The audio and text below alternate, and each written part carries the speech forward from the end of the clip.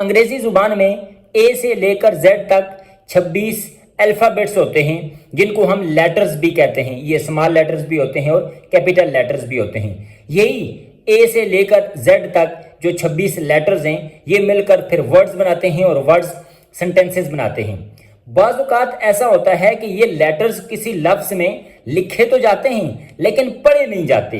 तो ऐसे लेटर्स के जो किसी वर्ड में लिखे जाएं लेकिन पढ़े ना जाए उनको हम साइलेंट लेटर्स कहते हैं। आज हम इन्हीं साइलेंट लेटर्स को देखेंगे कि कौन कौन से वर्ड्स में ये लेटर्स लिखे जाते हैं लेकिन पढ़े नहीं जाते, इन्हीं साइलेंट होते हैं। तो सबसे पहले हम साइलेंट बी के बारे में पढ़ते हैं कि बी कब कब साइलेंट होगा। B is not pronounced, B अपनी आवाज नहीं निकालेगा यानी खामोश रहेगा, साइलेंट रहेगा।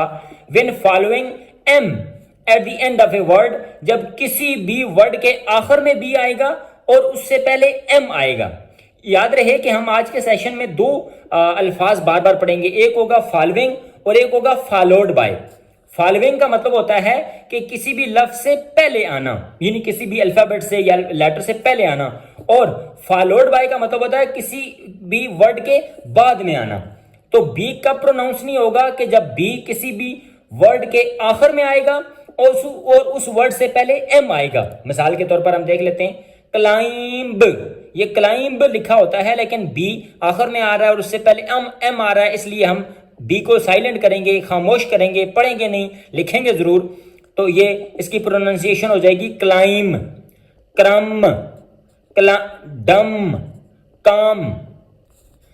सी कब कब साइलेंट रहेगा? C is not pronounced in the ending SCLE, जब भी किसी भी वर्ड के आखिर में SCLE का ये ग्रुप आएगा उसमें सी साइलेंट रहेगा। मसलन MUSCLE, मसल, मसल, हम इसको मस्कल नहीं पढ़ेंगे बल्कि पढ़ेंगे मसल। इसी तरह हमारे पास एक और वर्ड हो सकता है कार्पसल, इसी तरह एक और लफ्ज हो सकता है मिसल, MISCLE। तो अगर आखिर में SCLE जो ग्रुप ऑफ लेटर्स आ जाए तो उसमें सी साइलेंट रहेगा। D is not pronounced in the following common words, D मंदरजा झैल वर्ड्स में खामोश रहेगा। हैंड करचीफ लिखा होता है, D साइलेंट है, हैंड करचीफ पढ़ेंगे। वेडनेसडे लिखा होता है, वेडनेसडे पढ़ेंगे। साइलेंट E कब होगा? E is not pronounced at the end of a word, E किसी भी वर्ड के अगर आखिर में आएगा तो नहीं पढ़ा जाएगा।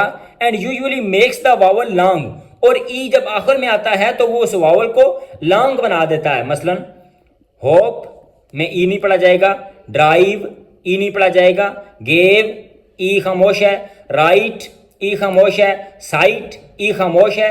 और ये जितने भी वावल आ रहे हैं ये इनको लॉन्ग बना रहा है आखिर में आकर। Silent G, G is often not pronounced when followed by N N, G कब नहीं पढ़ा जाएगा या कब उसकी आवाज नहीं आएगी कि जब इसके बाद एन आएगा। जैसे फॉरन, जी लिखा जाएगा, पढ़ा नहीं जाएगा। साइन और फैन। इसी तरह हम देखते हैं कि GH ये कब साइलेंट होगा? GH is not pronounced before T, जब भी T से पहले GH आएगा तो वो प्रोनाउंस नहीं होगा। And eight the end of many words, और बहुत से जो वर्ड्स होते हैं हमारे पास, अल्फाज होते हैं, उनके आखिर में अगर जी आ जाए तब भी हम इसको प्रोनाउंस नहीं करते। जैसे थॉट, देखें टी से पहले GH आ रहा है तो प्रोनाउंस नहीं हो रहा। थ्रू, लाइट, माइट, राइट, यहां पर GH ये साइलेंट है। फाइट, अब देखें हमने पढ़ा था कि अगर आखिर में आ जाए तब भी ये साइलेंट होता है। तो जैसे ये वे, GH आखिर में आ रहा है तो ये वे पढ़ा जाएगा और GH साइलेंट होगा। H साइलेंट कब होगा?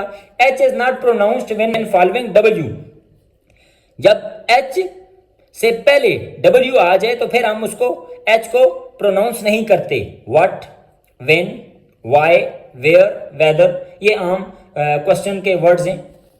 साइलेंट H कब होगा?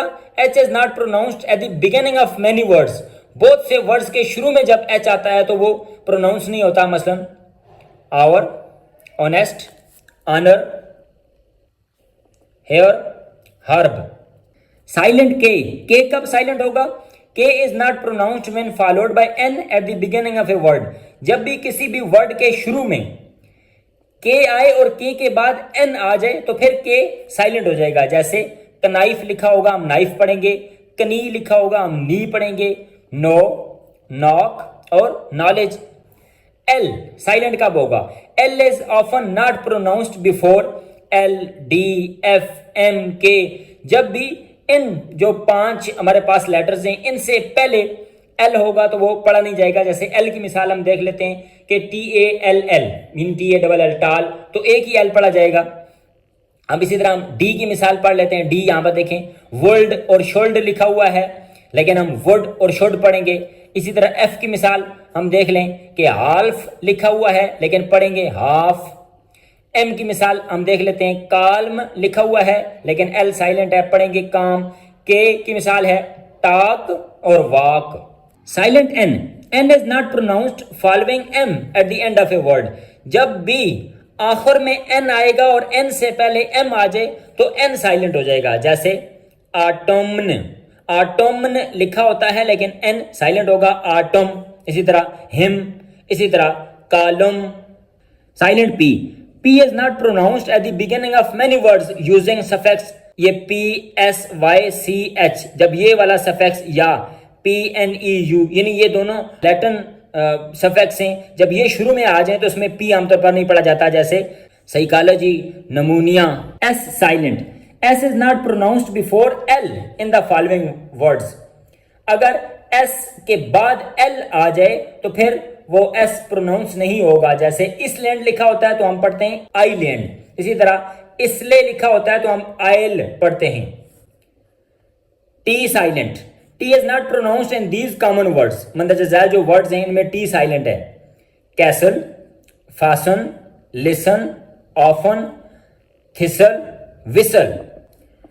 Silent W, W is not pronounced at the beginning of a word followed by an are.